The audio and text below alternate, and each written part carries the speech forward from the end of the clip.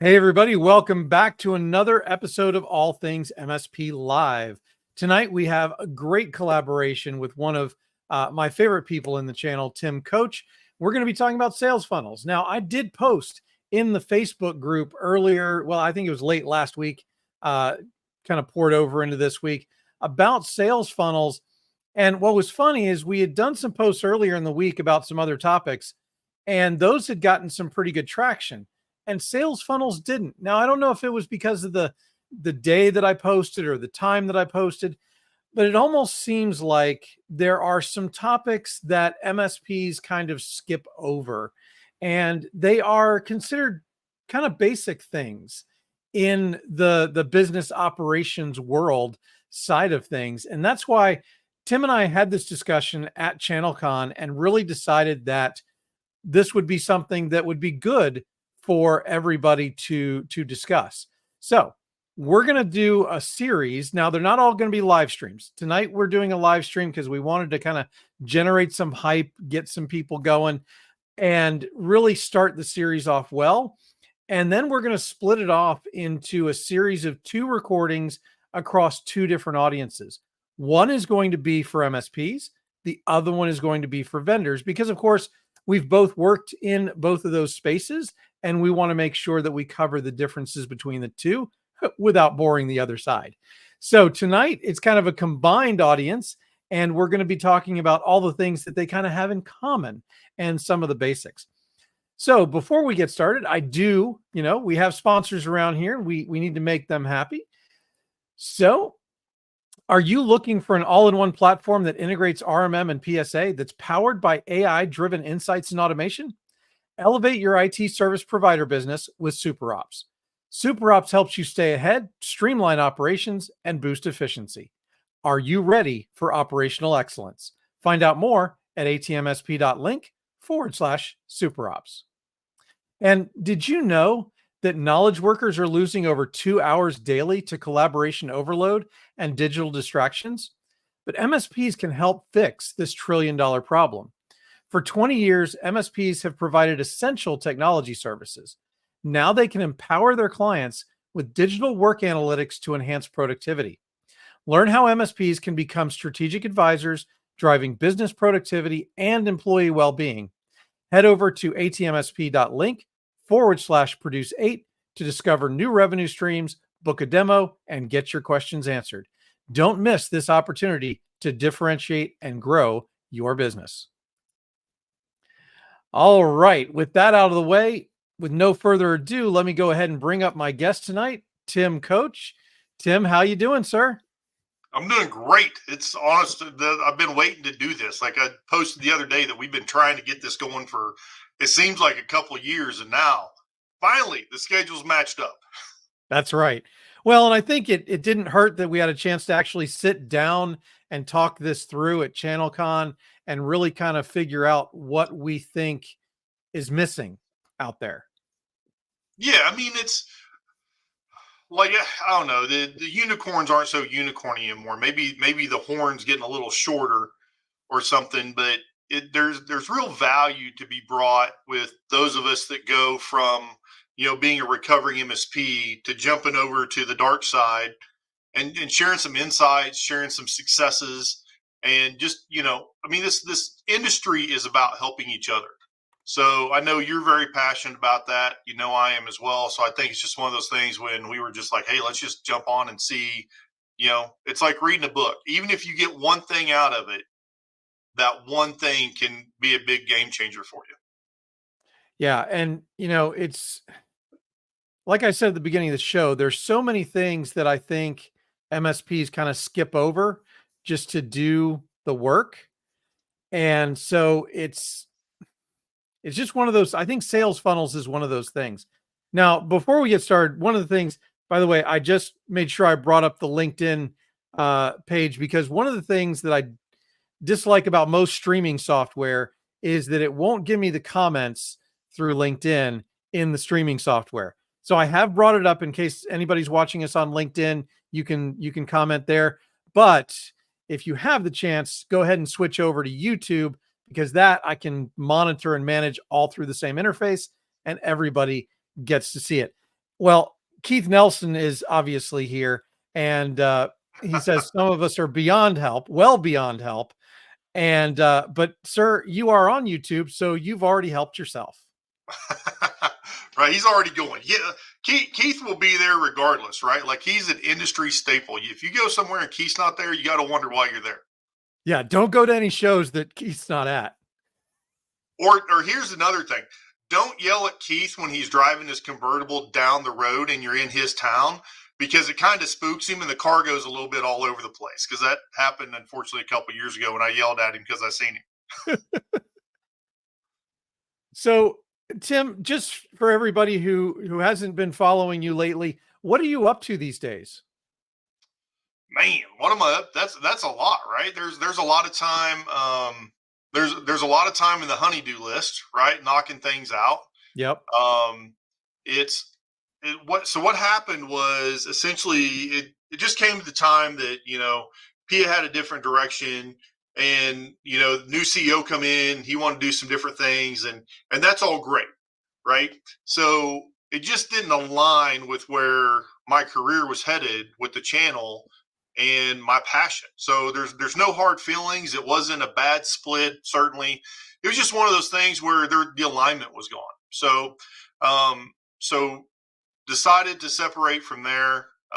And then basically what happened is I started getting a lot of interest fairly quick from, all over the board. I mean, we're talking really small or new vendors or solutions that are looking not even in the channel yet, to these big giants that want to reimagine, as Michelle McBain Ragusa says, to reimagine themselves. So just conversations all over the place, which led to me creating Third Power Consulting, which was just honestly a way to work with people and process money, right? While I was doing it, is because some of the people, they're not ready. Like after doing two different companies and understanding what the channel brings, how much top of funnel leads, sales funnel comes in, and understanding what that looks like, it was like, okay, well, maybe instead of me just trying to work directly for someone while I'm waiting to do that, then I can help all these other people really get kind of down the road, at least one step closer to preparing for that. So certainly having some good conversations with a couple of companies now that I'm potentially wrapping up. We'll see if the negotiations go well, because that's all it is. But in the meantime, it's just consulting with multiple companies all over the place and seeing how I can help, basically them get ready for the channel and then channel strategy as well. And then of course, redoing the basement. I'm kind of stuck in a corner right now because I'm redoing my office area, and it's a little bit of anything and everything. Yeah, yeah. I'm itching to do a refresh of this, but we'll see how that goes. And it's no surprise that somebody like you who has a passion for the channel like you do has, even in this kind of hiatus, continued to help everywhere and anybody you can. Well, yeah, I mean, yeah, because that's what I always say it. Like the thing that I love about this industry we're in is whether you're on the MSP side or you're on the vendor side or whatever it is, we are here to help each other. I mean, people will say frenemies. They're not even really frenemies, right? It's literally, if you walk into a room of IT people and say, I need help, the whole room will say, how can we help? Now, they may not have the direct answer, but I guarantee you they'll know someone that does. Yep. So that passion to do this in this industry is just, that's the root of who we are. And that's the reason why I love the industry so much. And, taking time to find that right fit and struggle. Do I go back and do another startup? Do I blow up another company and really kind of make them the belle of the ball? Right? Or do I go to a big company with them super deep pockets, right? That's got the funding we all really want in our heart to bring, great products to the MSP, because in the end, that's who we're trying to help, right? And it's this funny thing about our business is, if you look at who our end customer actually is, it's not the MSP, and the MSP's end client is not the people that are hiring them. It's the clients of those people. So if you're talking about an MSP that supports banking, right? You're talking about the people that use the bank. If you're Right. talking about an MSP that supports a manufacturing company that makes dog food, right? Well, it's the people buying that dog food, right? We're all just this chain of support to help that end client, to help that client get the services they need.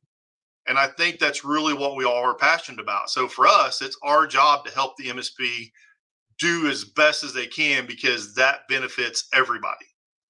Yep. And instead of calling it frenemies, I prefer to call it co-opetition. Right. It is. That's I love when because you'll talk to some people and they'll be like, oh, you hear so and so's coming out with this new widget or this new shiny thing and it competes with us. And it's like, one, does it really compete? And two, competition is actually good for all of us. That means the Right. market, there's a need in the market and that people are looking for it, right? So it's one of those things where, and I'm guilty of it. Like I'll tell you now, if I'm talking to an MSP and they're talking to me at the booth, and there's an opportunity there, but what they're talking about isn't quite in alignment, then I think it's my job to say, hey, you know what? I would appreciate your business, but I think you're much more aligned with this specific widget than with what I'm doing. And it's just on us to be cognizant of helping each other, and the competition is just great for all of us. I mean, that's just a solid sign that business is good. Yep. Keith says, like I always say, we must sell to our customer's customer. Make that experience memorable, and you add measurable business outcomes that has no price ceiling. And I mean, honestly, that's where Keith does really, really well, right? Is his business has no price ceilings on the business outcomes that he provides. And if you can get to that level, that's a great place to be. But we are already 14 minutes into this thing and we haven't talked about sales funnels yet. So, well, that was a great segue into sales funnels. Of course. So let's start with this. Let's start with the simple. What is your view of a sales funnel and why people should use one?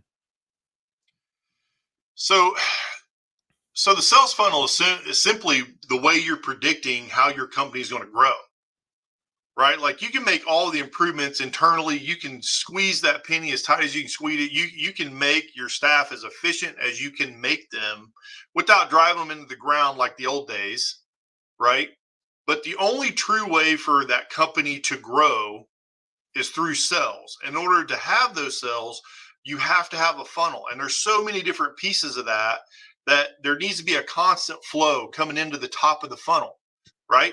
Then there needs to be that process and procedure that takes those people through and qualifies them or disqualifies them, right? They're both equally as important Yep. through that sales funnel process to the point that you can sit down, have a good intellectual conversation with them. And we know across the board, you talk to anybody, once you get face to face with somebody, and this is the reason why relationships will always win, you have a much better ability to close that sell, to build that relationship when you're face to face versus, send them a proposal. I had a strict policy for years. We don't send proposals. We present proposals in person because if we don't have that common interest where you're interested enough in what I have to present to you that you're going to be spending a good chunk of money on to sit down with me and let's have a conversation, then I don't think it's really a qualified sell at that point. It's just sending off a piece of paper. And the first thing they're going to do is go to the last page and see whatever the price is. Yeah.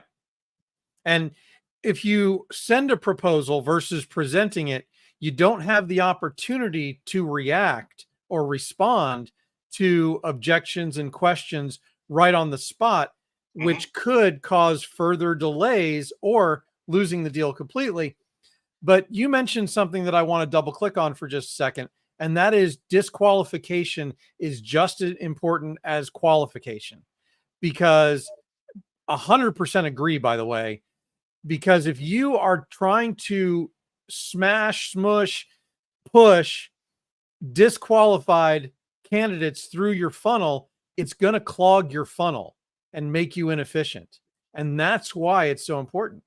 100%. Like I learned that kind of early on in my MSP career. So basically it went from like my career went from, I went to school to be an engineer, to be a computer guy. I went was a computer guy. Then I fired my MSP and I knew the owner of that MSP. And he's like, well, if you're so hot, why don't you come over here and run this? And I was like, I got that.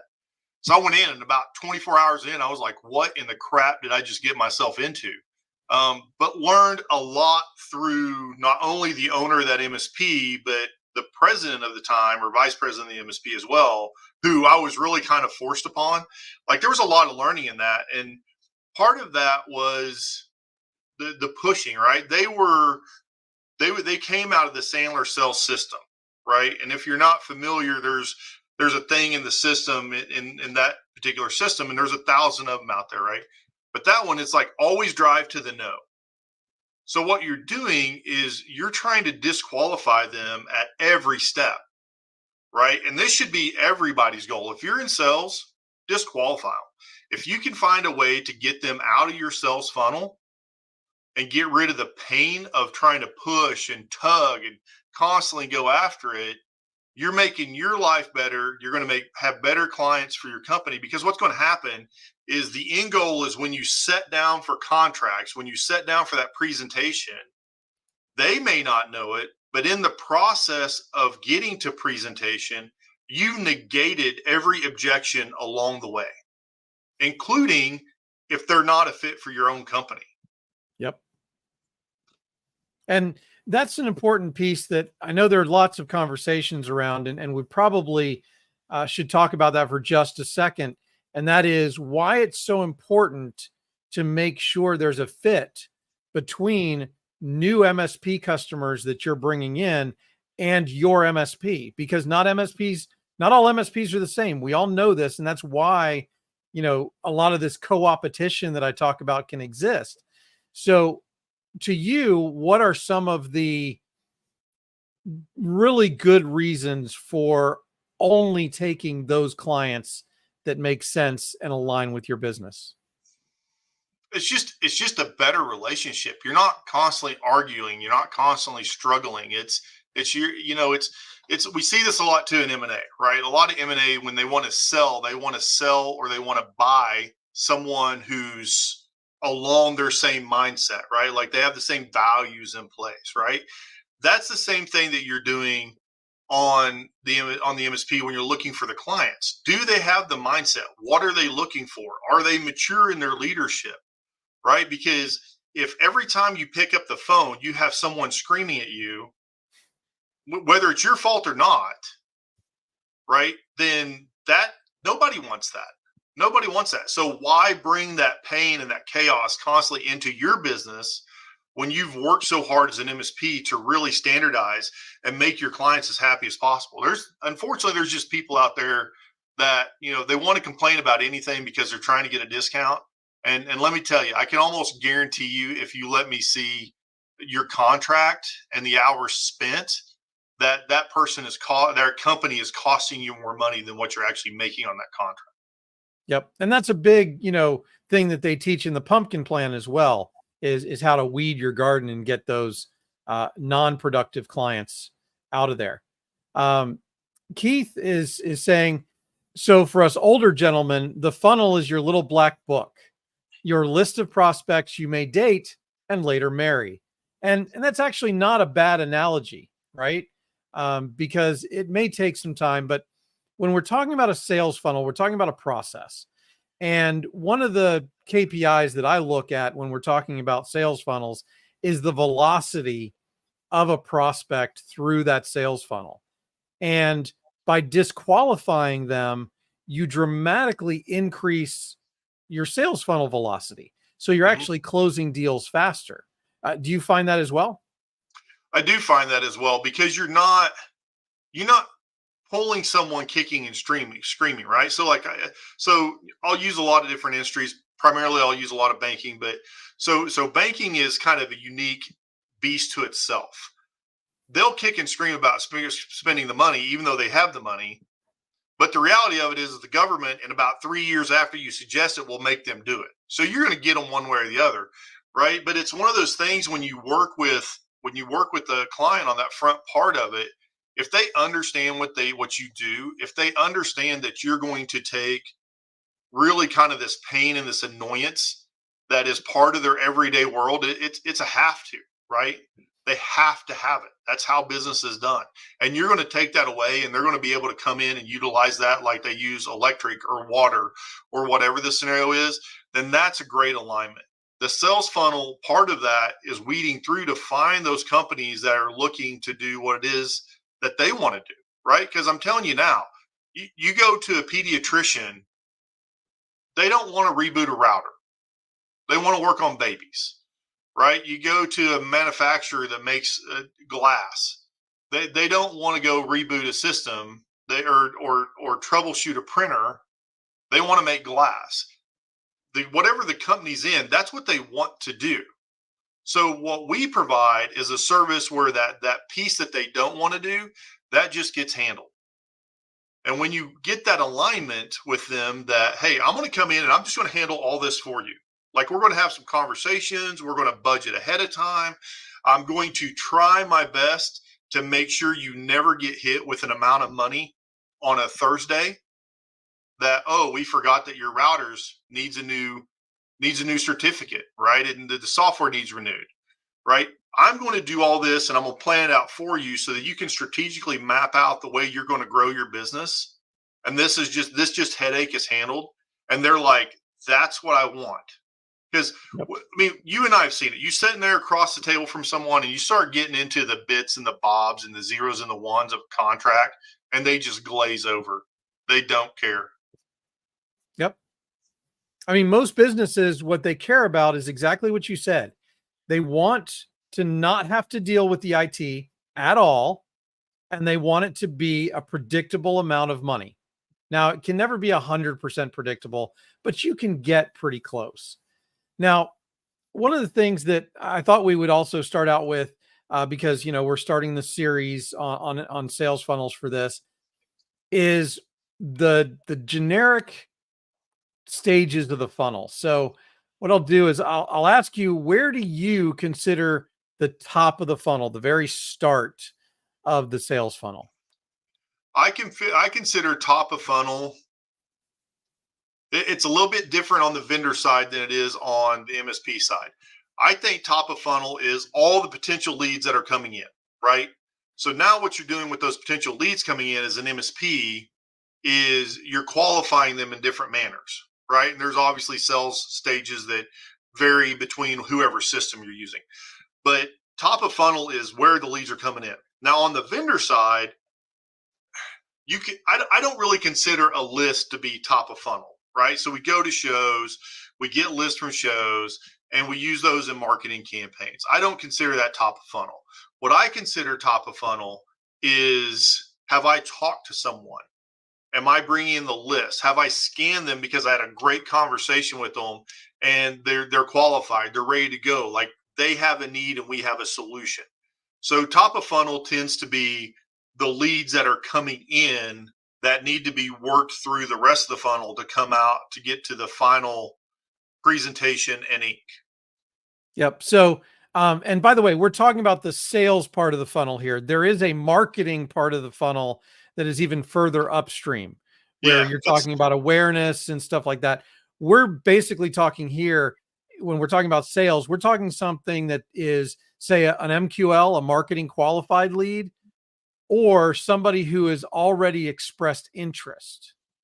Now I will tell you, you have to be careful with that specific acronym, because SQL, MQL, whatever QL means different things depending on if you're in the North American market, if you're in the APAC market, if you're in the EMEA market, right? Those all mean different things. So being in alignment. But as far as marketing, 100% right. I will preach this. Marketing and sales are two totally different things. They should not be considered the same thing. Does marketing affect sales? Yes. But marketing is much more of a long-term play. It's awareness. It's branding. It's, we talk about, you got to have 7 touches, right, on a client before they're ready. Marketing is part of those 7 touches. So that is definitely above where we're talking about. And it's a great conversation, and there's great ways to do it. And there's some companies out there that do a fantastic job at it, but it is a complete different thing than sales. Yeah. And sales, I don't know, you may have different stages, but to me, it's kind of interest, evaluation, intent. Sometimes people swap those two. They put intent first and then evaluation. Um, and then that you have the actual conversion process. Now, I think for MSPs, to me, I think it's also important to include onboarding, even though technically it's a post-sales process. Yeah, you got to know what kind of rat's nest you're stepping in, right? I mean, that's the reason why, one of the things I like to do, and it's done on the MSP side, and it's kind of becoming more popular, I think, over on our side of the world, is I don't necessarily care about demos. Like, that's the goal. Like, getting to a demo is a good number, but I care about more a discovery, like having a conversation.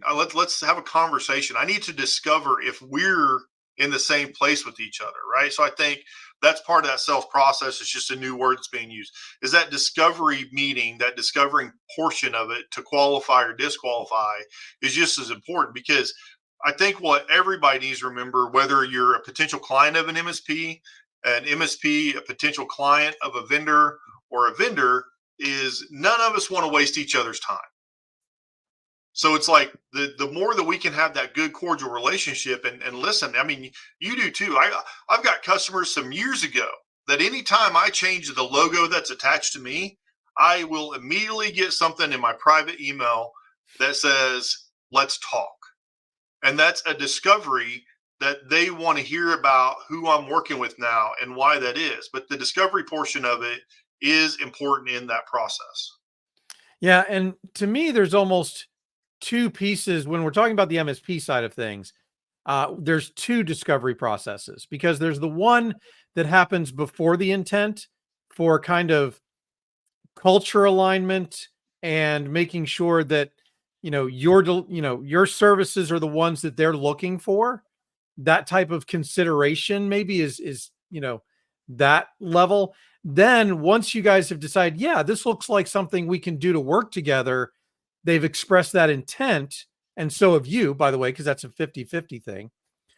Then you get to the point where you really have to figure out what you're getting yourself into by figuring out exactly where they sit in their technology, because there may be situations where you disqualify them after they've shown intent because of Yes. how messed up their systems are. Well, and that becomes part of the sales funnel and the sales process when you're identifying, you know, do they even qualify for our services, right? So I know there's a lot of back and forth on doing free assessments or free discoveries, like going in and running a tool on their network or looking at their closet, or whatever the scenario is. I am always a fan of that. I have always been a fan of that because, as I mentioned early, understanding the rat's nest I'm getting ready to step into is important. I also need to understand on that discovery portion of it, as you're talking about, what they have in place. Like, if they have a specific firewall and that firewall is brand new, then I'm telling you, me going in and saying, I'm going to rip that out and put mine in, that's not 50-50. If you go in and you say, listen, I understand you just bought this, you got some money invested, I will support it through its first licensing cycle. And then at the end of that licensing cycle, we'll get it switched out to what our standard is, because that's how we are more profitable, is because we standardize across the board on our hardware. But the unwillingness of some MSPs to work with potential clients, I think, kills probably some really good deals with them in that funnel. So it's one of those questions, like, if you're hardcore, I'm going to rip everything you have out and put my own in, then you're probably missing out on some pretty quality business because you're not being flexible with the client. Yeah, and I think there's an argument to be had for standardization, right? There's obviously efficiencies that come with that, But I think you've taken a very good approach to this in that go ahead and take them, go ahead and support that stuff for the first year, the first 2 years, whatever that licensing, or that support contract is, or the warranty, whatever it is. And yes, it's going to cost you more money to support them for that first year, that first 2 years. But then after that, you've already set the expectation that you're replacing that equipment with new equipment, which probably needs to happen anyway. And now you're driving them to that place where it's standardized to your platform, to the way you do things. And now you get the extra profit margin out of that efficiency. And as long as you're clear up front on what's Right. going to happen, right? You're clear that, like, listen, I'm not letting you take advantage of me here. Like, I'm making concessions because I realize you've already spent some money, and we want to be tolerant of where you're at. Like, I think that's certainly a thing that we all need to think about, because it's, and it's one of those things too. If those relationships, those face-to-face conversations is what helps that go along. Like, you walk into somebody and you look at everything they have, and you look at them and you say, hey, I'm sorry, but at this where you sit now, you don't qualify for our services. Well, the first thing they think of is a teacher scolding them, right? Right. What do you mean I don't? I qualify for your service. What do you mean I don't qualify for? Well, we have some standards this way that we know that we can keep you up to that 5.9 standard. That's within our control. We can do this and this, but the only way that we accomplish that is when things meet our standards.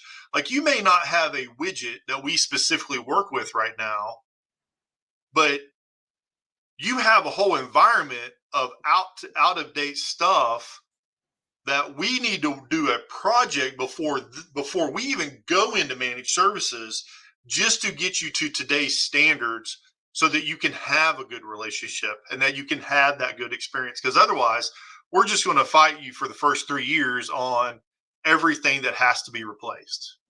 Yep. And you know what? This actually goes back to what we were talking about earlier with delivering your proposal in person. Because if all of this is stuff that you discover, you have to do that before you can do the proposal. And you have to have that conversation face to face, especially in the circumstances where you have to set expectations that there's going to be that project first before you can actually get started and deliver on the promises of, uptime and all of that you're trying to sell. Right. I mean, that's the thing, is like, when you have these conversations, I mean, you don't, like, listen, you don't have to give away the secret sauce, right? But having a relationship with someone and sitting across from them and saying, listen, I can do that, but I can't guarantee your uptime, Mm-hmm. right? Or I can guarantee you're out of standards. And if the right person walks into your environment, you're going to get fined, right? Like, having those kind of conversations up front where you're honest with them, and it's not salesy. People have got to stop puking sales, right? Have a conversation, make it a relationship, right? Let them see that you're trying to help them in their business, and you're going to get a better experience, and you're going to have that better relationship where they're going to be more open. Yep. Aaron just commented, by the way, and it looks like, wow, it looks like comments are coming in from LinkedIn. So that's awesome. That's a new change. Haven't seen that. But he says the potential client needs to be operationally mature and be willing to listen. Don't chase the money. If they have money but don't want to listen to advice, then walk away. MSPs will put up with nonsense because they don't want to walk away. I think there's two sides to that, but I'll let you tackle it first. Yeah, like, so one, I want to thank Aaron, because it's about 12:30 his time. He's over in the UK, for being on. But he's right. Like, if all you're doing is chasing money, then you're not going to hit. Everything you do is going to be a struggle. Know what you have to have, right? Know your value, right? That's kind of the reason why. It's part of the reason why we went from time and materials to MRR, right? Know your value, know what you're doing. But if you're chasing the money, if you're constantly you're working with those clients and all they're doing is digging at you on pricing, probably not the best relationship. If it's one of those things where like they're confrontational right off the bat, then it's just best to say, you know what, I appreciate you calling us in. I just don't think we're in alignment right now. But please feel free to call us, late, in the future. And sometimes that will actually change their attitude. And then they'll be like, "Oh, I'm sorry, it's been a rough day," or "I'm sorry, I'm taking." One of the things is and I'll refer to it a bunch, but in the Sandler sales system, reversing, right? So you got to reverse a question 3 times to find that pain. If that person is being snotty, and you're like, "Hey, you know what? If this isn't the right time or whatever," and you get that reverse 3 times, and at the end of the day, it's like, I took this meeting and I totally spaced that my kid's got a ball game in half an hour.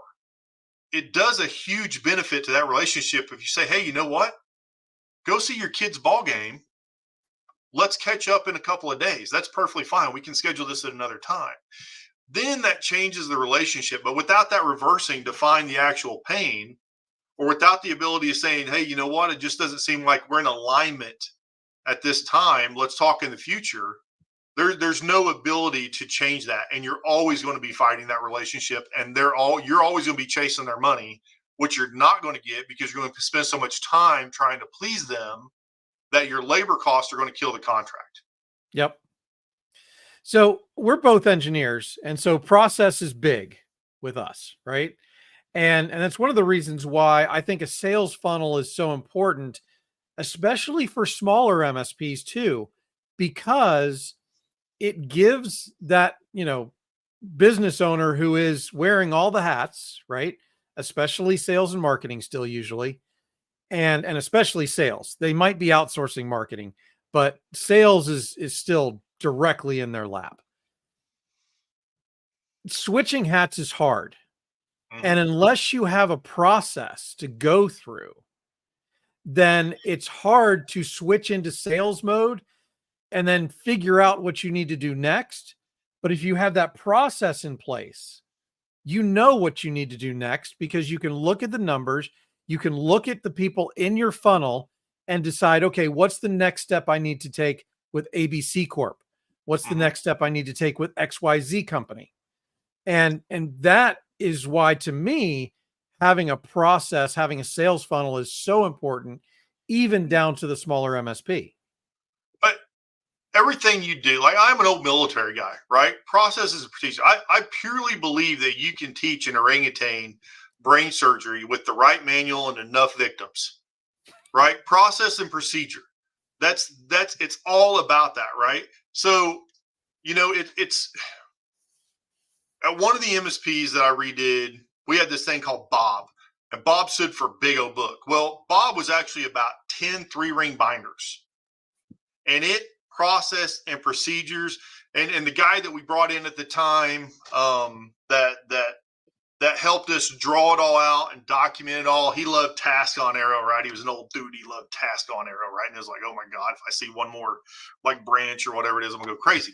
But the point is we could take a new salesperson, right? A new dispatcher, a new engineer, whoever it was, we could take that book or send them a link and say, if you want to know how our process is to do X, it's in this book. This is how to do it. And then that book's been revised over the years. Matter of fact, I think it's still in play at that MSP. They still use it at a certain level. But the process and the procedure allows you to know, right? So one of the things was we had the capability of bringing on 4 companies at one time because our onboarding process was 4 weeks. Now, so we could have someone, and we did have someone for about a year and a half in every stage of onboarding, right? But the reason why the 4th week of onboarding was the firewall and the backup device was because that allowed for the shipping. So that was the last part of it. But in order to get that, to know when we needed to order that, our sales process had to be very lined out.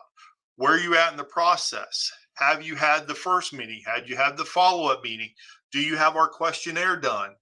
right? Do we know? Because some of the places we worked at, we were very big on knowing how their credit rating was. Have we pulled their credit rating yet? Like all those things allow you to know and to plan out what those next steps are. And step 1 affects step 10. And Yep. if anything gets messed up in there, when you really got those processes and procedures going, you can throw that whole thing out of whack. So understanding your sales process and where they are in the process and where you expect them to drop. Like look, we all know that clients will say, I'm going to sign by the end of this month, and 2 months later they're going to sign. Yep. Right? We know that happens. But understanding and allowing for that in the process, and the salespeople knowing where those clients are, and if they have that good relationship, they can predict that a lot of the times to take out that, I'm not going to be able to sign by the end of the month, because you have that process of, hey, when would this align with you? Like, just be real. Like, don't try to fluff it. Don't make me feel good. When do you think our services align with your company? Hey, you know what? We're at the end of the first quarter. We're probably going to be able to pull the trigger at the beginning of the third. Okay, great. That gives us plenty of time over the next month to really get into what you need in that process, as well as the technical aspect of the discovery part of the sales process. So when they hit that ink, you're ready to go. Yeah, there's two things that you just mentioned that I want to really kind of put an exclamation point on. And that is, number one, when you build these processes, these become the framework for hiring your first employee. So if you're not your first employee, but your first salesperson, that's a topic we're going to talk about in one of the recorded sessions later on. And that's what makes it important for both the small MSP and the slightly larger MSP, right? Because that slightly larger MSP who's looking to hire a salesperson, if you didn't document your sales process, your sales funnel, while you were doing it yourself, now you're going to have to take the time to do it when you really don't have time because you're growing before you can hire that salesperson. Because if you don't, and I'm saying you have to do this, by the way, because if you don't, you are not going to hire that person and have them be effective in a short period of time, which you're going to need to do if you're hiring a good salesperson, because they're not going to be cheap. And then the other thing that I wanted to double click on was the predictability. When you get from that smaller to a little bit larger to even a much larger MSP, you have to have that predictability in your sales funnel to resource correctly, like you mentioned. Yeah, like now we're getting into it. So to the point that I got to take notes, right? So I think so first off, I'm going to start out by stepping on some toes. A process is not written by a single individual. So stop thinking that because you're the owner, or you're the head of the department, or you're the smartest engineer that nobody knows about, that you know the process best. Everything is better by committee. Now, I'm not saying you need a room full of 20 people, but if you're going through a process, then someone that touches or affects every step of, or every part of that process should be involved in writing that policy and that procedure, right? Because then what happens is you get a much more complete document, because as a salesperson, I can sit down and write out what I believe the sales process is. But if somehow I have to do a demo, and that demo is going to include a technical asset, then I need to talk to that technical asset to say, what part of this is your process that I can put in here so that your process is complete? And then that process becomes a living document. You should not change it every 5 minutes, right? But, annually, once a year, you should review it to say, okay, is this still spot on for what we're trying to do? So that's one of them. The predictability on the other part is, look at your data. The data will tell you. Now this is another thing that unfortunately emotions get involved and it hurts feelings, right? So I used to always tell people, news is news. Good or bad is regardless. We're delivering news. It can certainly be perceived as good or perceived as bad, but we deliver news. Data is data. It's not sitting there saying Eric's doing his job wrong. What data is saying is, hey, we have a bottleneck right here. We have a little something that's not quite right. Now, it falls in Eric's department, but how do we see that as a team and figure out how to take care of that bottleneck and help Eric out, right? So the problem is people look at that and they say, oh, we're talking about Eric's department, so we're talking about Eric. No, we're not. We're talking about a bottleneck that the data has found. So if you're using the data in your predictions, right? If you're a company that has never grown more than 20% in the history of your company, 20 years, and you get a couple of salespeople in and you sit down in front of them and say, the goal for 2025 is we're going to increase sales 50%. You have never done that in the history of your life, nor does the data support that in the business. How is your plan to do that? And my point there is using the data to predict what you can do. Now, if you know that 2 salespeople is going to get you X, then it's certainly relevant to say a third salesperson is going to get Y or 2 more is going to get Z. You're using the data to drive you. But when you're setting unrealistic goals, as the head of a company or the head of a department, and there's no data to support that, then are you really setting yourself up for success? So I think the data is what allows the predictability on every level. Yeah, and that's one of the things is you can set an expectation when you don't have data yet, right? But it's your responsibility to take the data that you then do collect and modify that expectation based on the data. Right. And I'm experiencing that now in the consultancy. Right. So I'm having a lot of conversations and these people are coming at me with numbers and I'm like, I have never heard of those numbers. So what we do is we reach out to a whole bunch of people like us, just as like when I was an MSP, right? I was in a peer group, or I had a group of trusted other MSP owners and people that ran MSPs.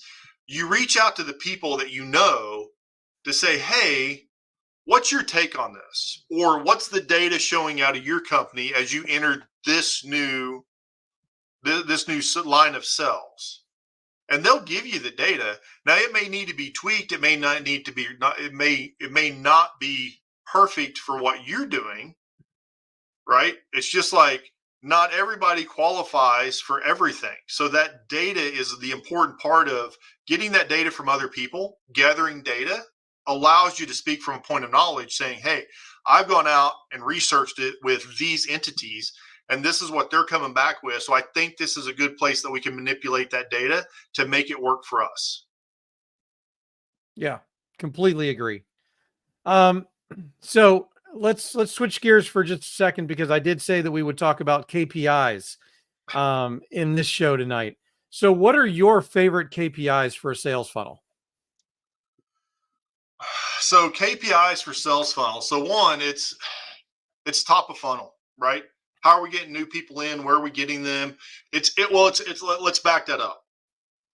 Sales to me is reverse engineering. If our goal is we want to close as an MSP, I want to close 10,000 MRR. Okay. Per the numbers, what does it take us to close 10,000 in MRR? Right? Well, we know that we have to have, at least 4 to 6 companies that are on that verge of closing, right? And out of those 4 to 6 companies, we know that for every company, we need to have 20 that's a potential close.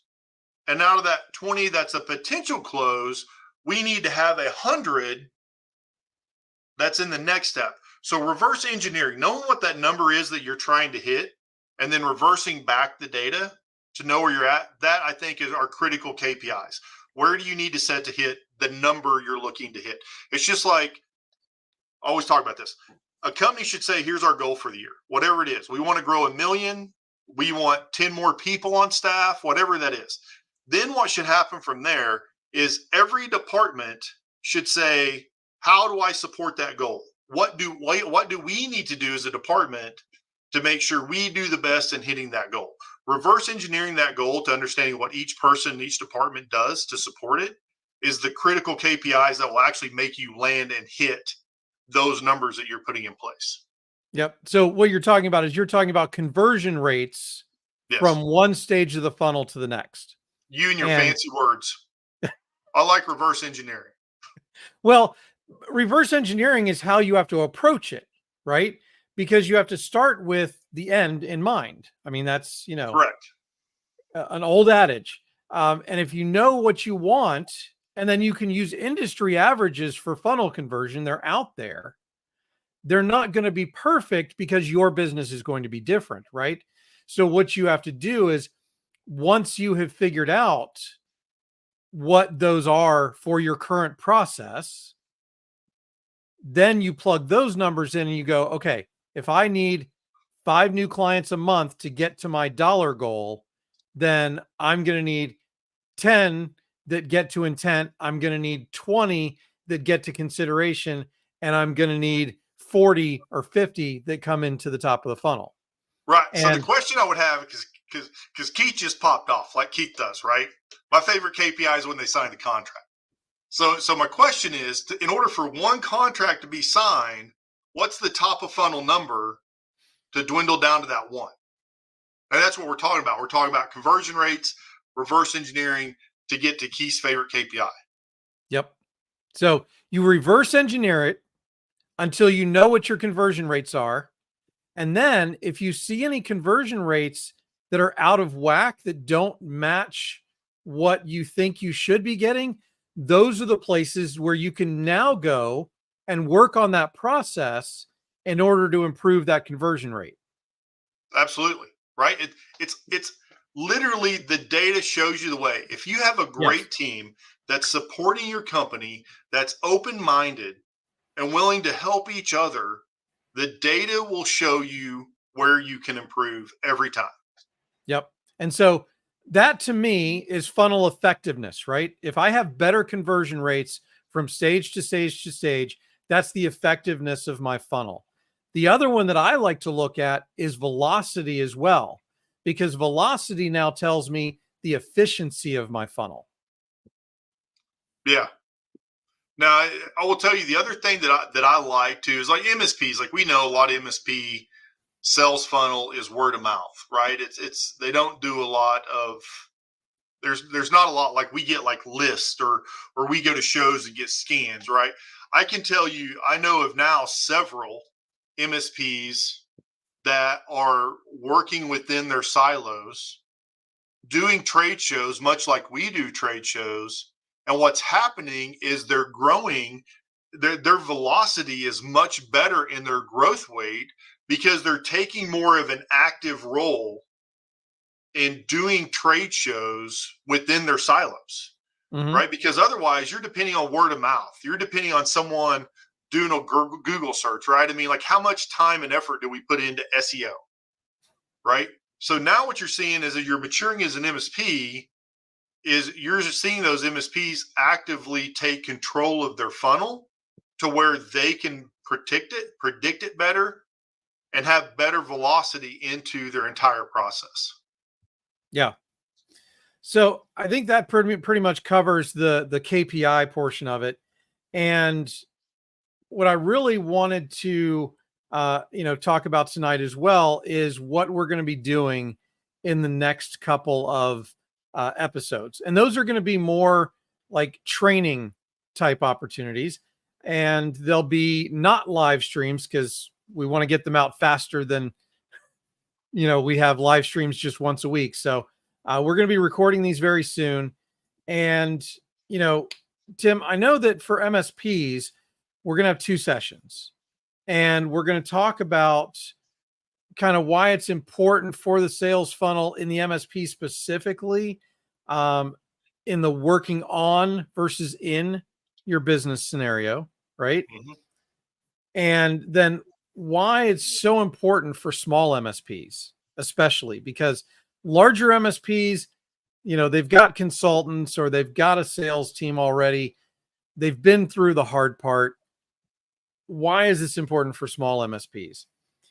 So And then, so you know, there's just natural ceilings, right? And typically yeah, those come at a financial level, right? So busting $1 million is a big deal, right? Like there's some things there. So I think why that's important for the smaller MSPs is helping them understand, like, at some point, once again, stepping on toes, you got to get out of your own way. You got to help yourself be successful. And you're not the best person to be doing that. And you know what? It's okay to say that.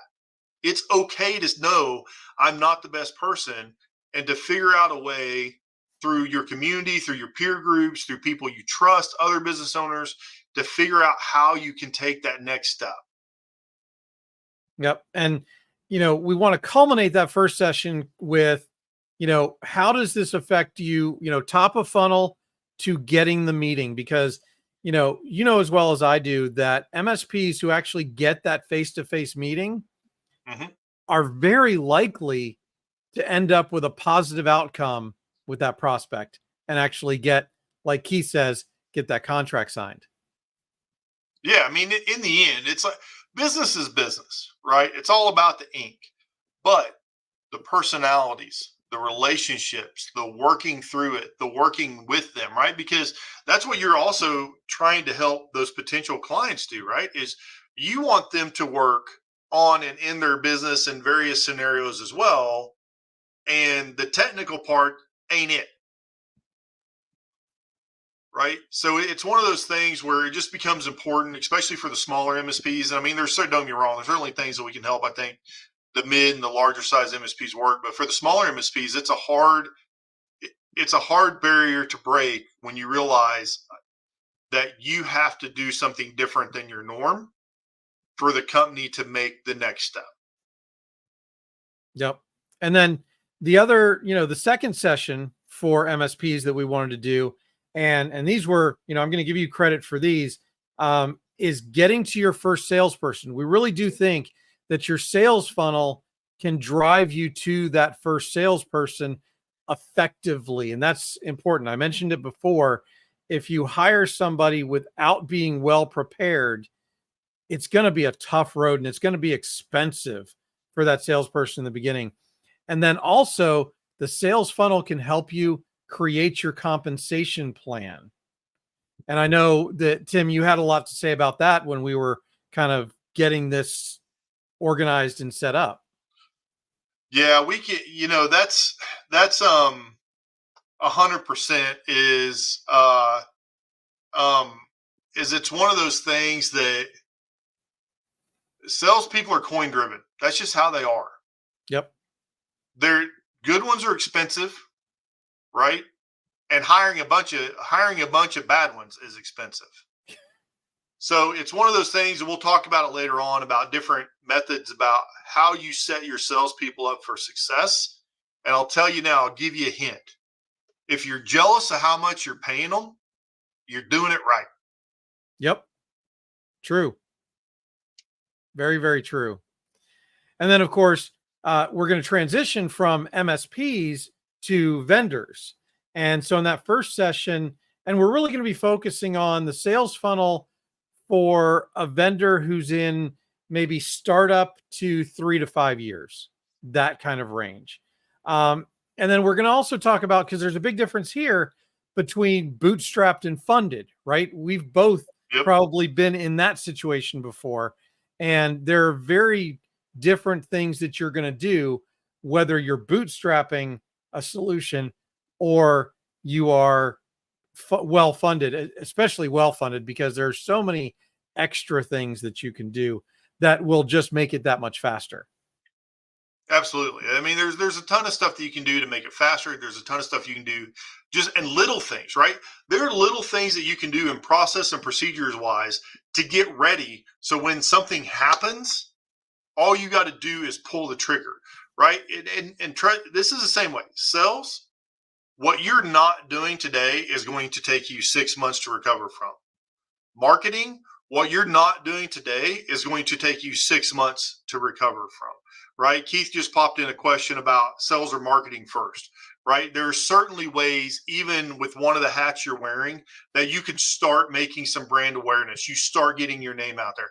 There are great companies out there that send accolades all day long, but if nobody knows what you actually do and why you're getting those accolades, maybe you need to change that marketing up a bit. But I definitely think there's a whole bunch of subjects that we're going to cover: ROI, spending money, where you get ready to grow and scale, and what it takes to get that. So when that it happens, when you start seeing that hockey stick, you're ready for it.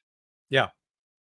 Because that's where a lot of people stumble, right? Is the hockey stick starts to happen, but they're not prepared to handle it. And so that can be a big one as well. And then we're going to move into session 2 for our vendors with onboarding and enablement, which we've both seen succeed very well, but also fail miserably. Yeah, like here's the bottom line. It don't matter if you're an MSP or a vendor. If you jack up onboarding and you give that person a bad taste in their mouth, why do they want to continue with you? Yeah. So being able to make sure they get that white glove experience, that they get that love right off the bat, right? You want to make sure that they have that, because that's what's going to keep them there, right? And there's nothing wrong, like, so for MSPs, there's this equation that says, you're going to spend about 6 months recovering the onboarding or before you're really making money, right? So in all my MSPs, I squished that down to 3 months. The reason why I did that is because I allocated losses for all new companies for 3 months, because I paid them so much attention that I calmed them down much sooner and I got to profitability much faster, right? That's onboarding, right? Yep. That is onboarding at its finest. And by the way, if anybody's noticed, we have broken the 8 o'clock barrier, but it's Oh, okay because Uncle Marv does not have a live stream tonight. He had his live stream earlier today, so I'm not stepping on any toes.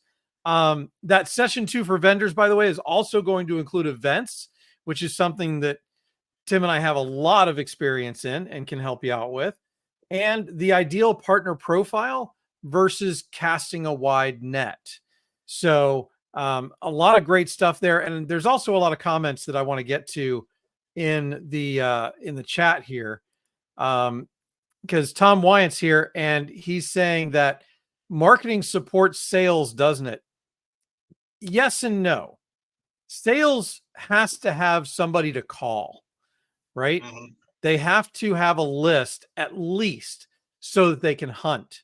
However, sales is much more effective when they're being fed leads instead of having to go out and get them themselves. Correct. And so that's, to me, kind of the difference is sales can go out and generate business on their own. They become more effective when there's a marketing team first. And like Tom brings up a great point further down in that comment, right? And he says the presenter that he heard talked about hiring a marketing person earlier. Like listen, I'm not a giant fan of the big agencies, right? The big marketing agencies, but I am a fan of ad hoc. Like if you can jump on with 2 or 3 other companies that need some marketing, and there's this person over here and they're great at doing that, and you guys can figure out a way to split that salary in half or by thirds, right? Then you're starting the process. You're getting it, right? Them having a contract with you and a couple of people, they're focused on you. When you go to these big marketing companies and they've got 200 companies that they're doing, like, look, there's definitely a reason behind them and what they're doing that's great, but it's also an engine, right? So you start seeing post overlap. You start seeing some branding guidelines overlap. So I'm a huge fan of finding someone local that's maybe in the industry. Maybe they're not local. That's okay. I mean, you got to understand your market, right? You got to understand the market you're in. But I'm a huge fan of doing ad hoc to get something started. Same thing with project management. Whole different story. We can get in that later on. Project managers are worth their weight in gold. Ad hoc. if you can't afford them up front, find a way to parse them with other companies that need their help. Yeah, because here's the danger, right? Is you can hire marketing, but then you may not be able to take the leads that they get you. Right. And so If you're there not is a ready for what they're balance. going to bring in. So if you can start small on the marketing side where you as the owner maybe can still handle the number of leads that are coming in, you get to see how that works.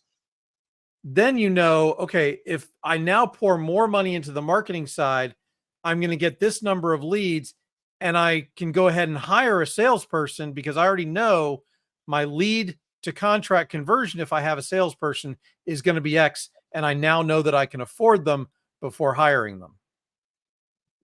Right. And I think that's a great point. There's 1,000 ways to skin the cat. The biggest Yes. thing is take the first step to do it. Yep.